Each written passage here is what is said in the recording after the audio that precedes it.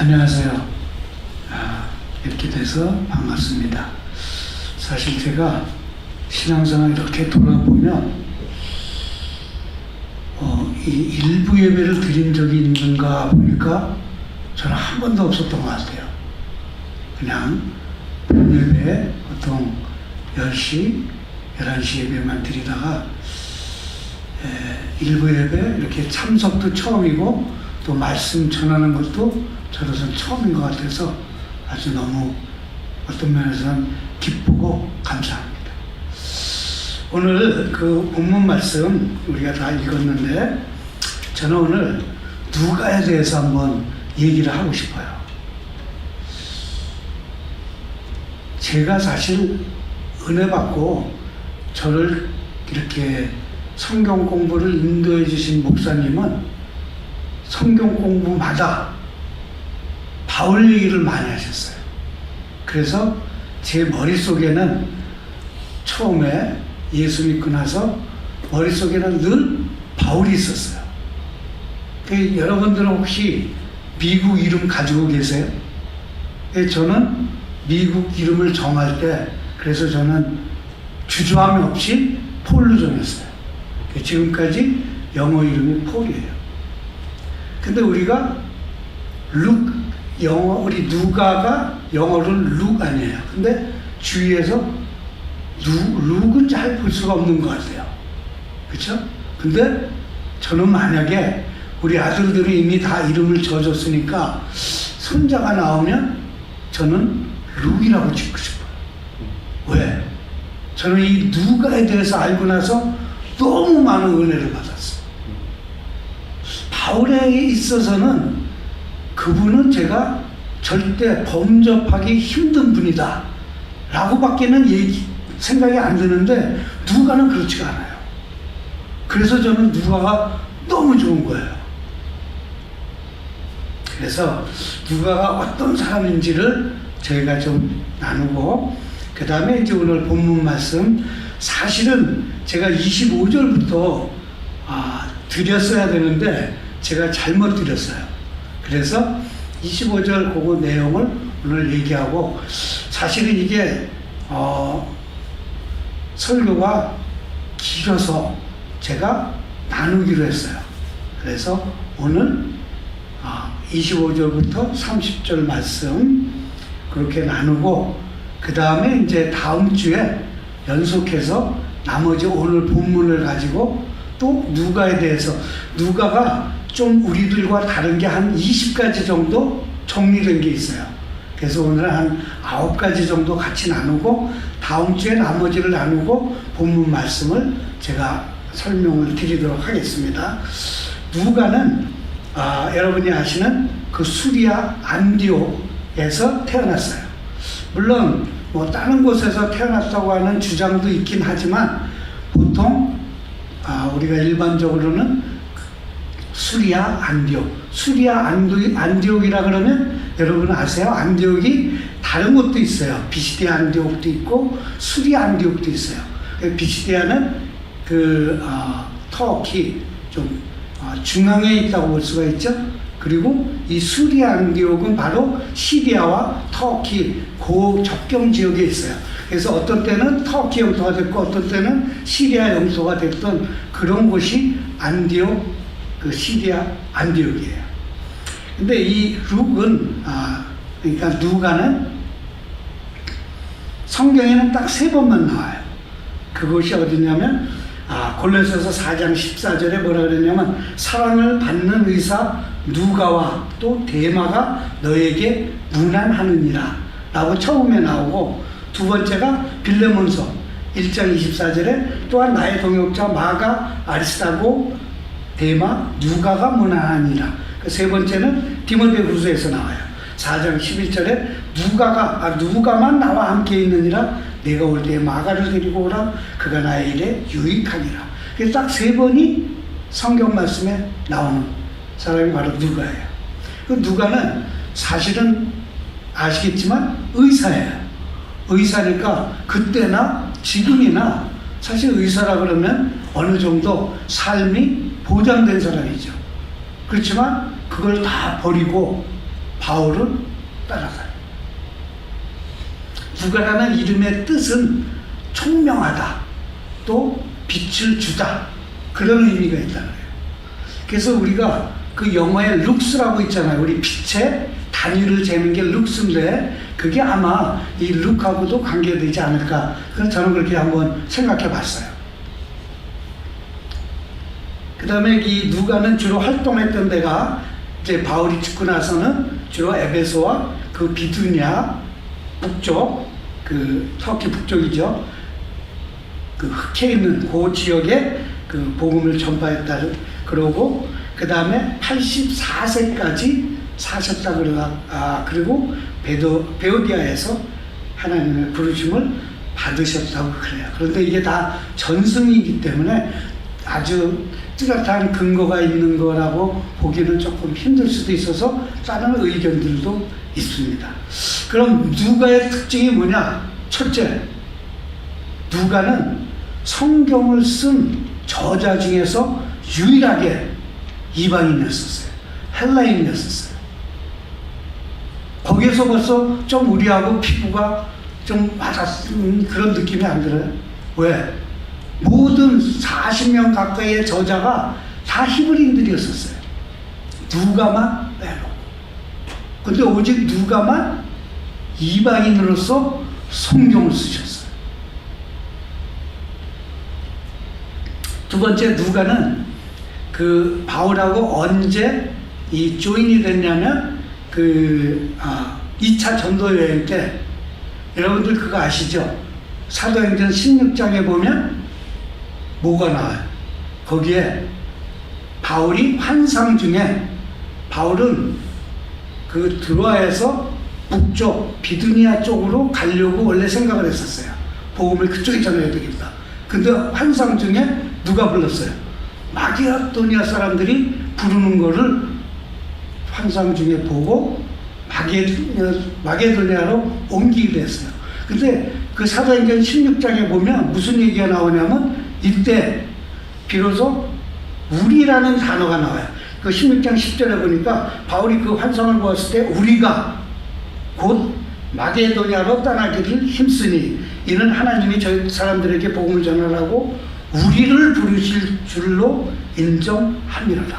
그래서 그 전까지는 바울을 설명하거나 베드로를 얘기할 때 다 그 사람 이름을 얘기하고 그랬는데 이때부터 유독 10장부터 우리라는 단어가 나와서 성경학자들이 이때부터 아마 그 누가가 바울과 조인하지 않았을까 그렇게 얘기를 해요. 그래서 그 다음에 그들이 그 빌립보에 가서 거기에서 같이 사역도 하고 하여간 그 다음에 3차 여행에 바울이 왔었을 때도 그때도 조인해갖고 그때도 마지막까지 우리가 또 보겠지만 제가 누가를 좋아하는 이유가 바울을 끝까지 보필을 했어요. 그러기 쉽지 않잖아요. 우리는 다 주인공이 되려고 그러지 거기에 조연 배우가 되려고 그러지 않잖아요. 근데 누가는 정말 겸손하게 바울을 끝까지 보필했어요. 저는 그런 누가의 인간적인 면이 너무 마음에 드는 거예요. 그리고 우리 평신도가 진짜 본받아, 우리는 바울을 본받기 사실 쉽지 않잖아요. 어떻게 그렇게 태장 맞고 뭐 정말 거의 죽은 것처럼 버려지고 이런 거 우리는 감당하기 솔직히 쉽지 않잖아요. 그렇지만 누가의 그 인간적인 거는 감당할 수 있잖아요. 그래서 저는 누가를 너무 사랑해요. 세 번째, 그 누가복음이나 누가는 두 권의 책을 썼죠. 누가복음하고 사도행전을 썼어요. 근데 자기 책에서 자기 이름을 밝힌 적이 없어요. 누가는. 그건 왜 그러냐? 그만큼 누가는 아주 겸손했어요. 자기를 드러내려고 그러지 않았어요. 그 다음에 우리가 사모님입니다. 예. 밑에 있어요. 예. 죄송합니다.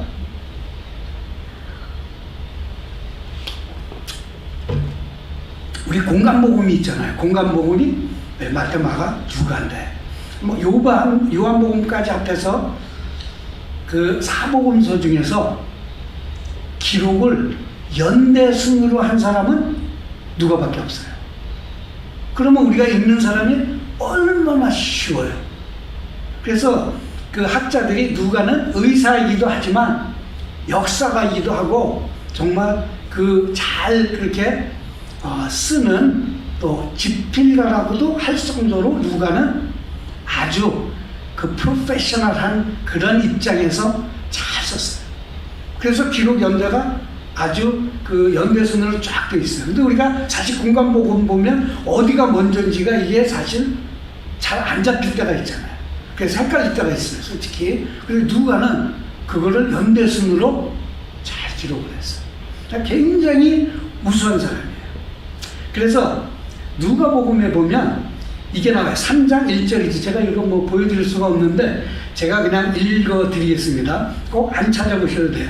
누가복음 3장 1절 2절에 어떻게 되어 있냐면 디베리오 황제가 통치한 지 15해 곧 본디오 빌라도가 유대의 총독으로 헤롯이 갈릴리의 분봉왕으로 그 동생 빌립이 이두레와 드라고니 지방의 분봉왕으로 루사니아가 아빌레네의 분봉왕으로 안나스와 가야바가 대제사장으로 있을 때에 하나님의 말씀이 빈들에서 사가랴 아들 요한에게 임한지라. 이게 그냥 읽으면 아무 의미가 없어요, 사실. 그런가 보다. 그런데 저같이 변증을 하는 사람 입장에서는 이게 굉장히 중요한 본문이에요. 변증이라는 건 뭐냐? 하나님을 과학적, 역사적, 논리적으로 증명하는 거예요. 그래서 왜 그럼 우리에게 이 말씀이 중요하냐? 쉽게 얘기하면 이거예요. 내가 지금 글을 써요. 글을 쓰는데 나는 지금 어느 세대에 사느냐? 예를 들면 지금 미국 대통령 누구예요?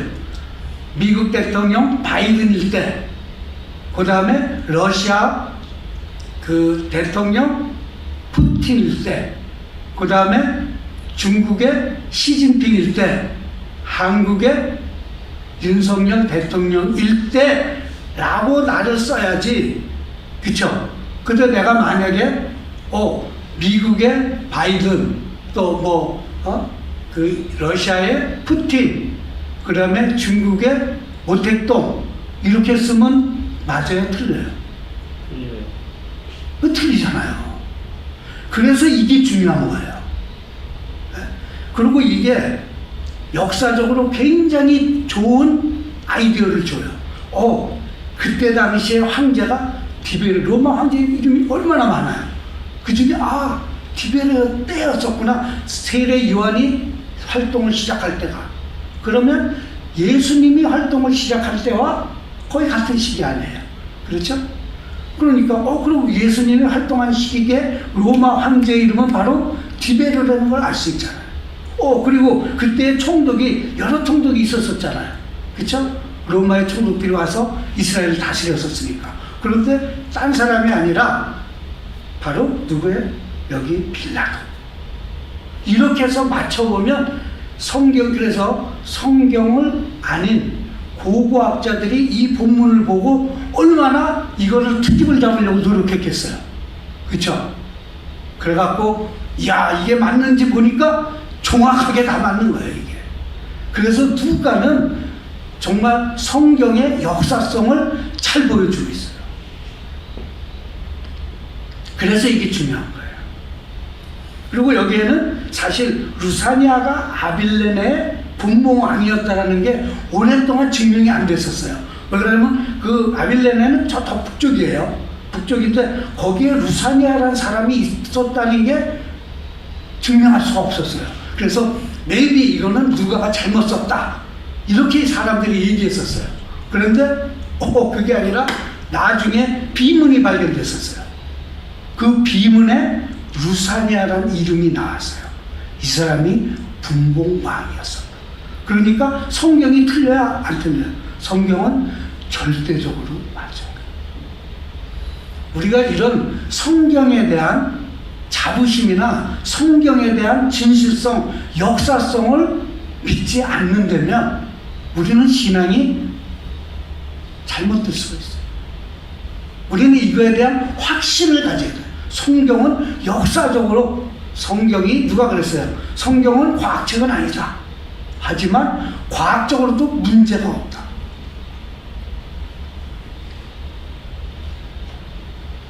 다섯 번째, 성경에는 특별히 사도행전에는 지명하고 사람 이름이 엄청 많이 나와요. 그걸 제가 어느 정도 숫자를 알았었는데 제가 잊어먹었어요.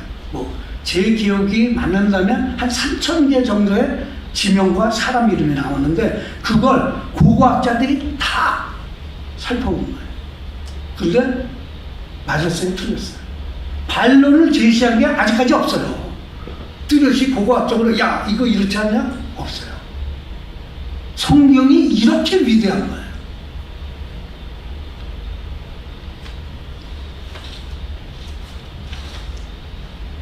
그 다음에 여섯 번째로, 이게 또 저는 굉장히 매력을 갖는 점이에요.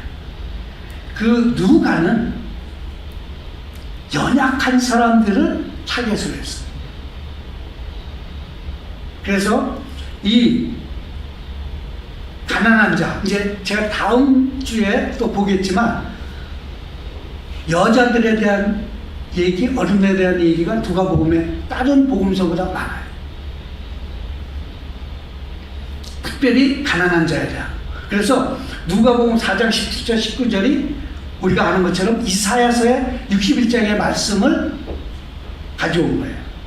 이게 뭐냐면 내가 선지자 이사야의 글을 주매 그가 펴서 이렇게 기록한 것을 찾았으니 주의 성령이 내게 임하사 가난한 자에게 본금을 전하게 하시라고. 이 61장의 이사야서 61장의 이 본문은 다른 데서는 인용한 게 없었어요. 누가복음만 이 본문을 인용했어요. 그래서 거기에 뭐라고 나와요? 포로된 자에게 자유를, 눈먼 자에게 보게 하고 눌린 자를 자유케 하리라. 그러니까 누가의 관점은 바로 이런 어려운 사람들에 대한 관점. 왜? 다른 복음서에 없었으니까. 그리고 이 누가복음의 그 특징 중에 하나는 이런 말까지 나와요. 누가복음에 사회주의적 성격이 있다. 사회주의적이라는 건 뭐예요? 이 마이너리티에 관심을 갖는 되는 거 아니에요. 누가복음이 바로 그렇다는 거예요. 그래서 이거는 누가복음에 사회주의적인 성격이 있다고 얘기할 정도로 그렇게 얘기를 하고 계세요. 아유, 너무 감사합니다. 예, 감사합니다.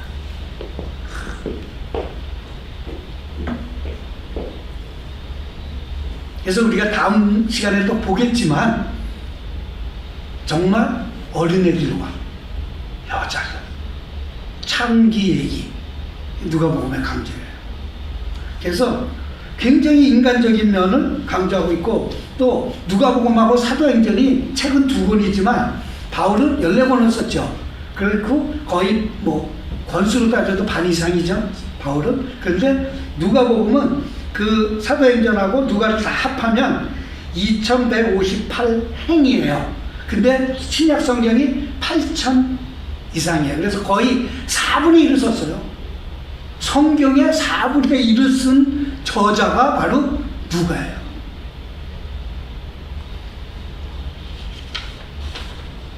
그 다음에 누가는 바울 곁에서 몇 년 동안 있었을 것 같아요? 1, 2년? 그거 아니에요. 18년 동안을 있었다고 얘기해요.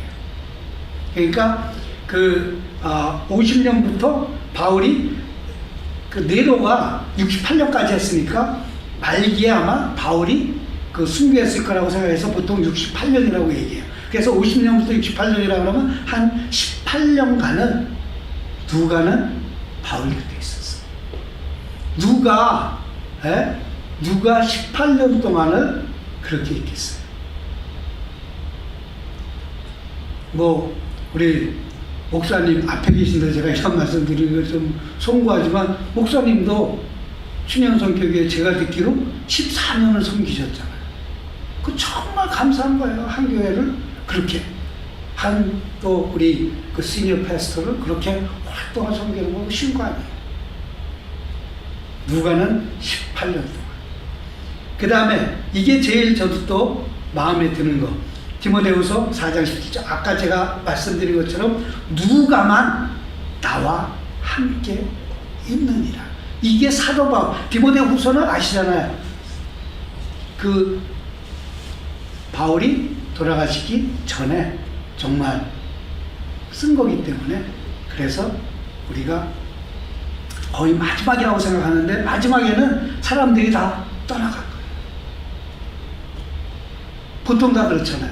내가 돈 있고 내가 권세 있을 때 사람들은 모이지만 내가 돈 없어지고 권세 떨어지면 없잖아요. 내 곁에 사람. 바울 당시에도 그랬어요. 바울이 그렇게 위대한 인물임에도 불구하고 그렇게 썼어요. 제자들도 그렇잖아요. 3년 동안 같이 먹고 자고 그랬어도 예수님 당시에 다 흩어졌잖아요. 그게 인간이에요. 누가는 인간적인 면으로도 18년 마지막까지 누가는 그 곁에. 아니 이거는 성경 말씀이잖아요. 고증이 아니라 이건 성경 말씀이에요. 누가만 나와 함께 있느니라. 그러면서 누구를 마가를 데리고 하다가 필요하다. 오늘 이제 25절부터 우리가 29절 성경 찾으셨죠? 에베소서 5장 찾으셨어요? 안 찾으셨어요? 25절부터 29절 말씀을 좀 읽어야 될 것 같아요. 목사님, 제가 이거 몇 시까지 해야 되죠? 20분까지 하시면 돼요. 20분까지요. 예.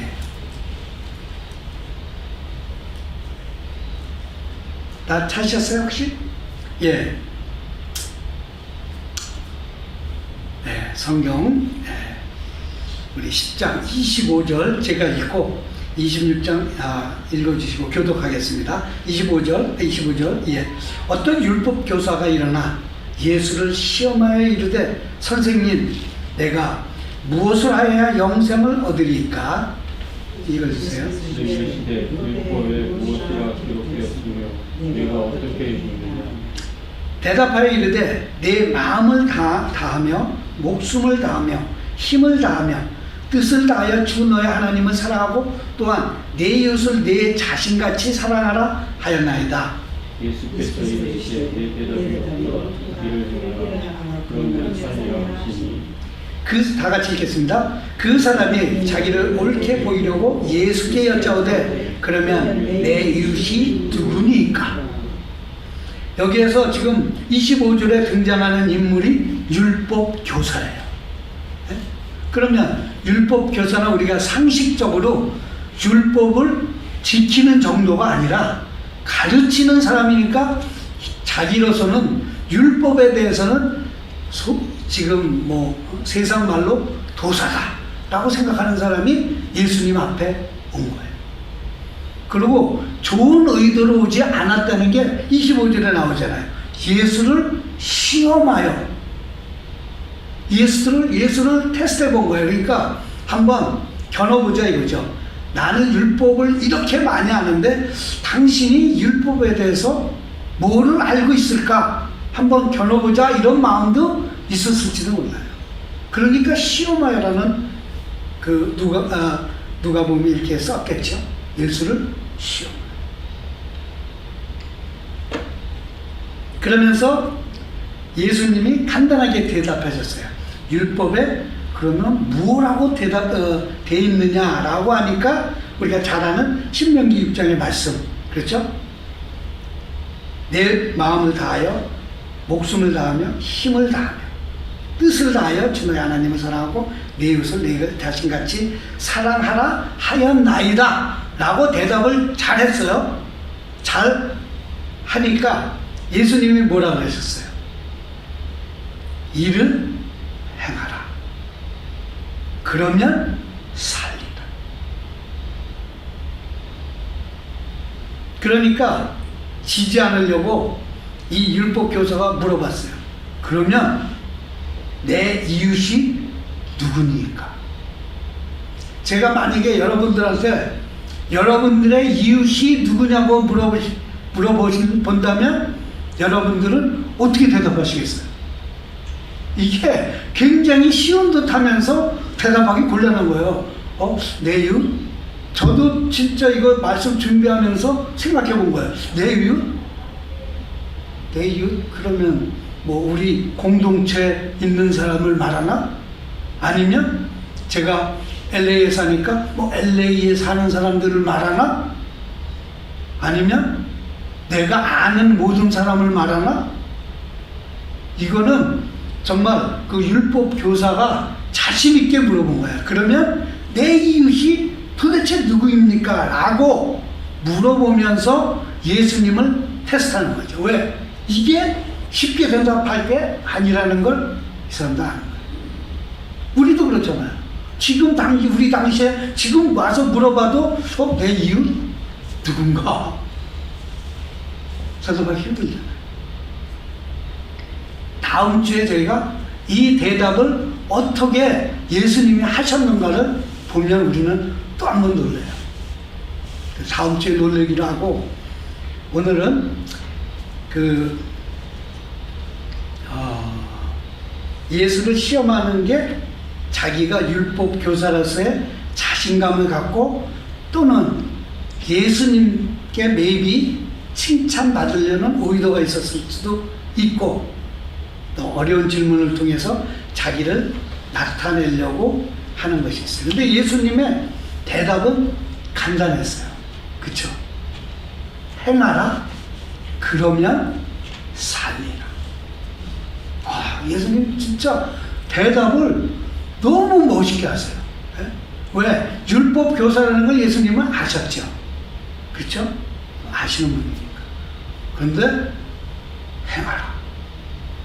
그래서 오늘 세 가지를 가지고 여러분과 말씀을 나누겠는데, 첫째, 무엇보다도 행하는 게 중요하다. 율법을 아는 건 하나도 안 중요해요. 그래서 무디가 이런 말씀했다 그러잖아요. 하루에 하나만 알아서 그걸 실천해라. 우리가 성경을 뭐 10장씩 읽을 필요 없어요. 한 구절만이라도 외워서 읽어서 그 구절을 내가 가서 실천하는 게 중요하니까. 그 무디 목사님의 말씀이에요. 하나 배우고 하나 실천, 하나 읽고 하나 실천. 근데 우리는 엄청 많이 읽고 노 실천이잖아요. 실천 안 하잖아요. 못 읽어요. 행하라. 거기서 더 중요해. 행하라로 그친 게 아니라 그러면 살리라. 네가 살려면 행하라 이거예요. 네가 외워서 그냥 알아서 마음으로 알고 아니라 이거죠. 행하라. 제가 전도를 나가보면 학생들한테 그래요. 교회 나가냐? 예수 믿냐? 예수 믿는다. 교회 나가냐? 안 나간대. 교회 나가냐 그러면 안 나간대요. 그래서 왜 안 나가냐? 그 뭐 이유가 많아요. 그렇지만 다 그런 말은 안 하지만 제가 보기엔 다 게을러서죠. 뭐 바쁘다 그래요. 공부 뭐 믿을 수가 없어요. 제 고등학교 친구 중에 그 친구가 저하고 공부가 진짜 이렇게 서로 뭐 이렇게 다투는 입장이었었어요.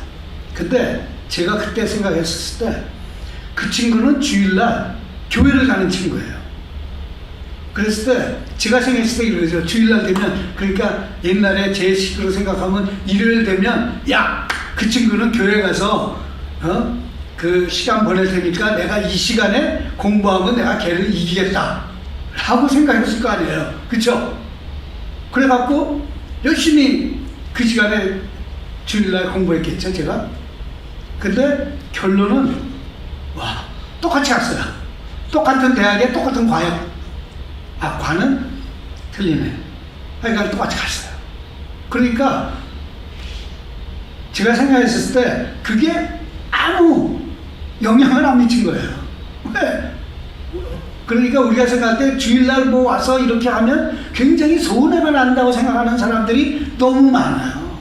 근데 아니에요. 정말로 보시라고요. 누가 그랬다 그러잖아요. 담배 피는 사람 얘기해요. 이건 뭐 어떤 사람이 그랬어요. 담배 피우고 있으니까 당신이 그 담배 값을 아꼈으면 굉장한 부자가 됐을 거라 이렇게 얘기했어요. 그랬더니 그 사람이 저기 빌딩을 보이면서 저게 내 겁니다. 그랬다는 그 우스갯소리가 있어요. 우리가 주일 나오면 이게 시간 낭비 아니에요. 시간 낭비라고 생각할지 모르지만 절대 안 그래요. 그래서 제가 여러분들한테 오늘 다른 거 다 잊어버리세요.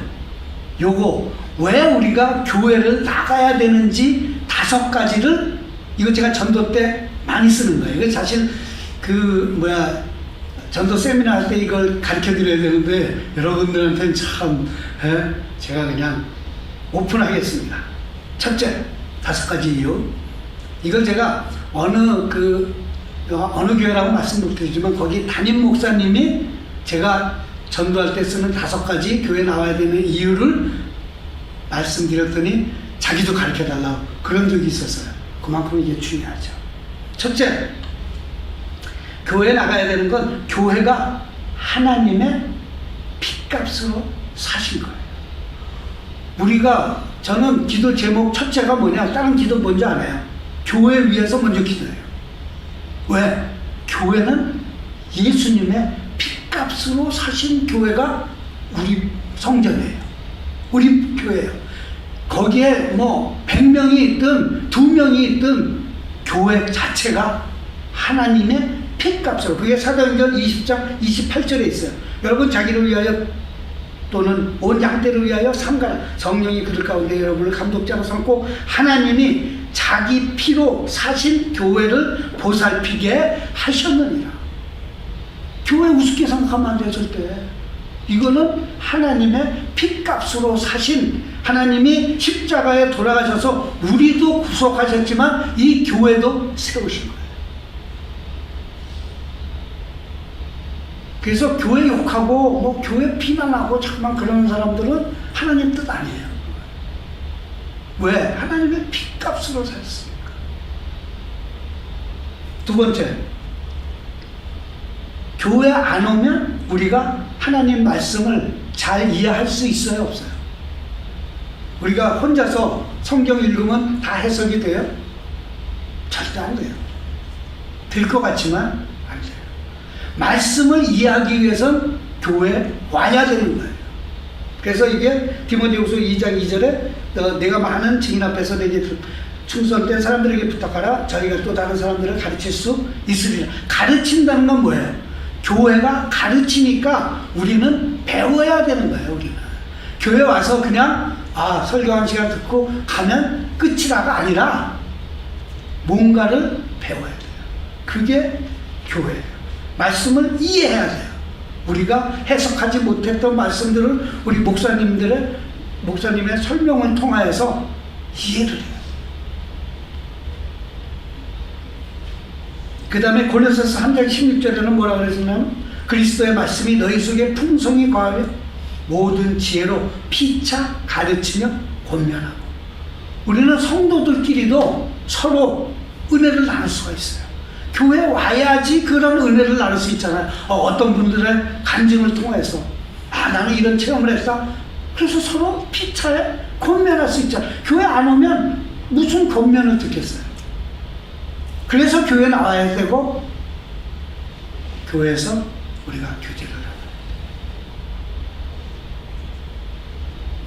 그 다음에 교회 안 오면 성찬 할 수 있어요, 없어요?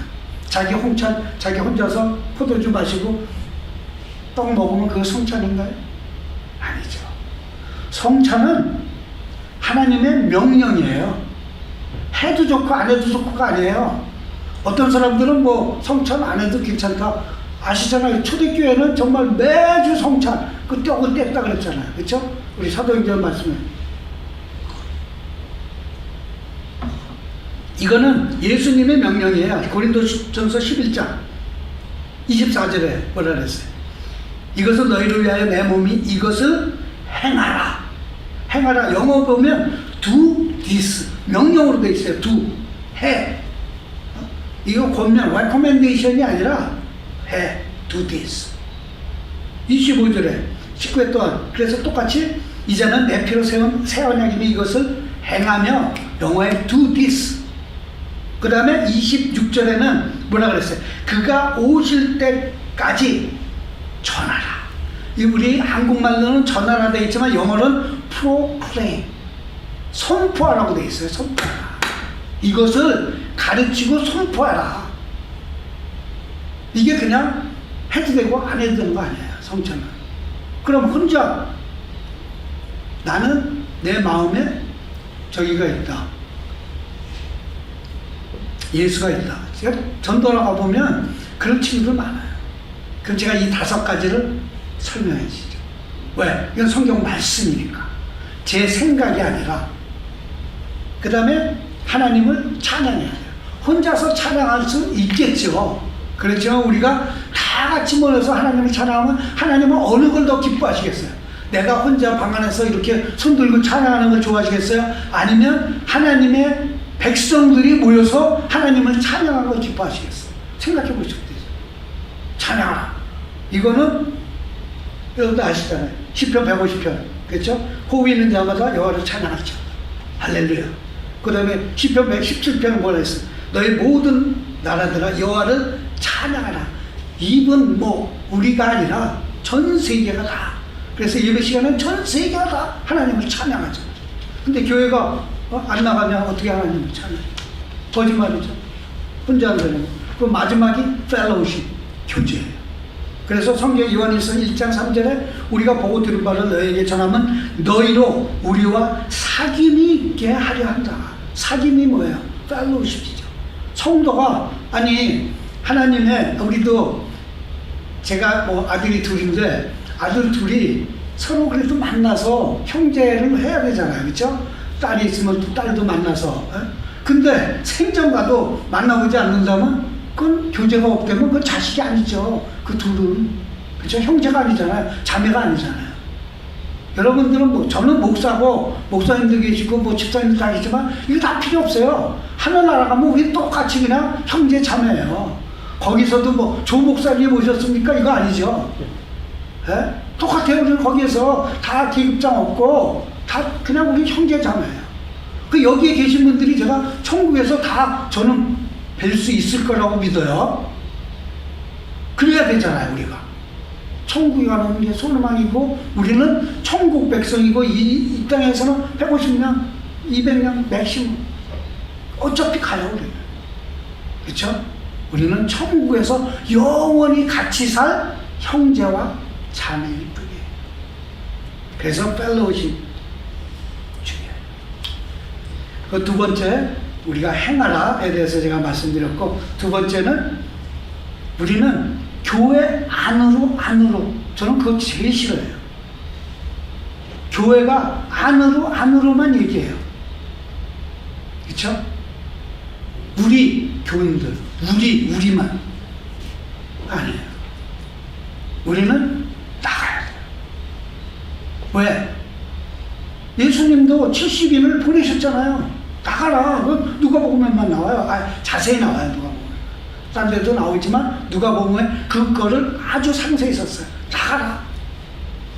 이 누가의 사상은 나가라예요. 우리 교회 안으로가 아니에요. 나가라. 우리 이웃을, 내 이웃이 누구냐? 이웃을 생각하네. 그런데 교회는 교회 문턱이 높으면 안 돼요. 교회가 문턱이 높은 데가 많아요. 제가 어느 큰 교회에 있었을 때 거기에서 제가 새신자부를 했었어요. 새로운 사람들을. 근데 한 번 저한테 어떤 분이 오셨었는데 그 다음 주에 안 오셨어요. 그래서 제가 전화를 드렸어요. 저는 그 말에 대답에 너무 충격이 됐어요. 그분이 뭐라고 그러셨냐면 자기가 차를 새로 사면 교회에 나오시겠다. 있을 수 있어요? 그래서 저는 그때 그런 주장을 했어요. 이제 교회 올 때는 제일 나쁜 차 타고 와라. 다 그냥 벤츠, 캐딜락, 뭐 렉서스다. 다 좋은 차니까 진짜 저같이 저는 지금도 중고차 20년 된 차 타고 다녀요. 저도 사실 그 차 타고 교회 안 와. 왜? 다 저 같은 20년 된 차를 타고 다니면 저도 오겠죠. 그 다 새 차 타고 좋은 차 타고 오잖아요. 저도 그 차 못 타고 가요. 이게 교회의 문턱을 높이는 거예요. 그리고 좋은 그냥 옷, 다 깨끗한 옷이 중요하지 좋은 옷 중요한 거 아니잖아요. 근데 그냥 화려하게 하고 오면 안 되잖아요. 왜? 그게 우리의 문턱을 높이는 거예요. 들어오지 못하게. 제가 사역할 때 만난 목사님, 댄 데이비스 목사님은 제가 이렇게 전도할 때 저기를 만났어요. 그러니까 게이를 만난 적이 있어요. 게이를 만나서 이제 대화를 하는데 저도 오늘 오픈하고 그 형제 얘기를 들었어요. 근데 그 형제는 교회로 오고 싶어요. 그래서 제가 사역했었던 그 교회 담임 목사님이 댄 데이비스 목사님이에요. 그 목사님하고 한번 얘기를 했어요. 목사님, 혹시 내가 게이인데 그 형제가 내가 데려와도 되겠느냐? 어떻게 생각하세요, 여러분들? 그 목사님이 오케이, why not? 제가 그때 그 목사님은 여기 문신도 막 입고 그래요, 솔직히. 네? 그런데 거기에 홈리스를 데려다가 거기에 이 커피 하는 그 시설이 잘 돼 있었어요. 그래서 그 홈리스를 데려다가 그 커피를 어떻게 만들고 이러는 걸 교육을 시켰어요. 브루잉하는 걸. 그래서 그 홈리스가 결국은 취직해서 나왔어요. 우리 교회가 이렇게 오픈할 수 있어야 돼요.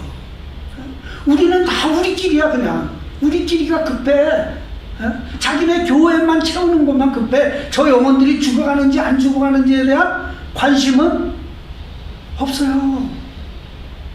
우리 교회만 잘 되면 돼. 헌금 많고 재정 넉넉하고 그러면 다 해피야. 다 해피. 저희 밖에서 죽어가는 영혼을 보는 눈이 있어요, 없어요? 그걸 교회에서 만들어주지 못하고 있는 거예요.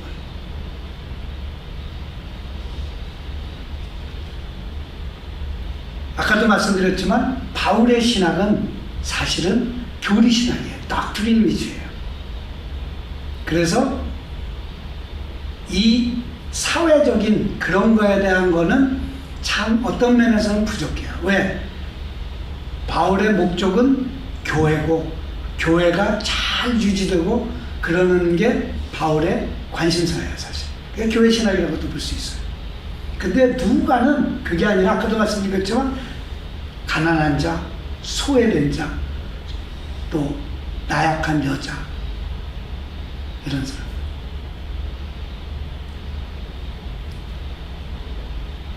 그 다음에 마지막으로 우리가 교회가 나가서 해야 될 건 뭐냐? 딴 거 없어요. 딱 한 가지. 예수님만 전하면 돼요. 우리 교회가 이렇게 크고가 아니라 예수님만 전하면 돼요.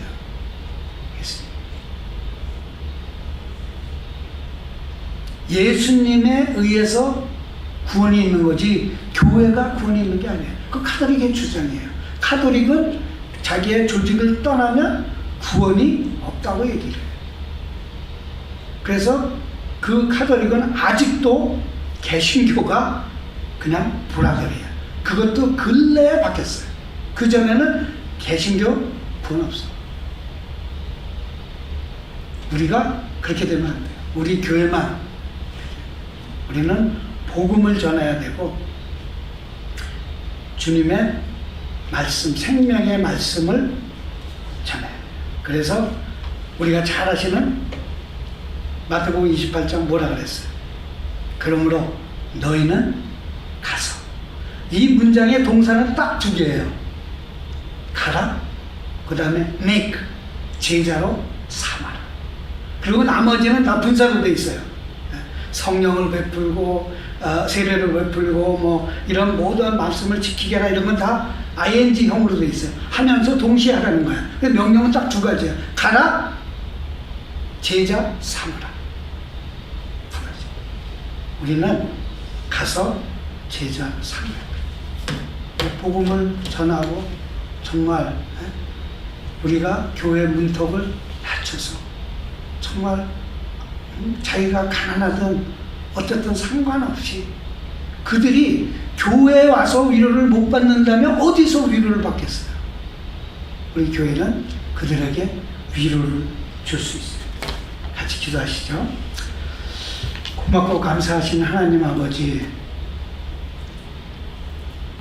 우리가 아버지를 선택한 것이 아니고 주님이 우리를 선택하셔서 우리는 감당치 못할 은혜를 허락하셔서 주님의 귀한 자녀가 되게 하시고, 또한 나아가서는 우리가 교회에서 잘 교육을 받아 주님의 귀한 제자가 되게 하여 주시니 감사를 드립니다. 아버지, 저희가 주의 복음, 이거는 정말 복된 말씀입니다.